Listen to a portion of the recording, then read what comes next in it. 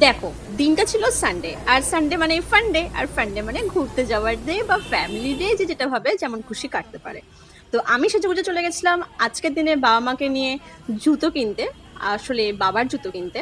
তো এই দোকানটাতে অনেক রকমের ভ্যারাইটিস অফ শু ছিল।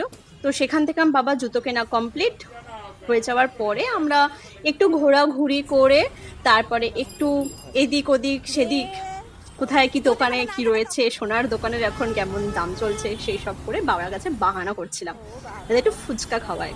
কারণ ফুচকা জিনিসটা আমার ঠিক একটা পছন্দ না হলেও তাও খেতে তো খুব একটা খারাপ লাগে না। তো যাই হোক, না, 10 টাকার ফুচকা 4টেও দেয়। যাই হোক, তো শেষমেশ সমস্ত কেনাকাটা ঘোরা সবকিছু কমপ্লিট করার পর ফুচকাটা খাইয়ে তারপরেই কিন্তু আমরা বাড়িতে এসেছিলাম। তো এইভাবেই আমার দিনটা কেটেছিল সানডে। তো এটাই হলো আমার সানডে ব্লগটা ভালো লাগলে অবশ্যই কি করতে হবে তো তোমরা জানোই। তো দেখা হচ্ছে অন্য কোনো ব্লগে, আজকের মতন বাই।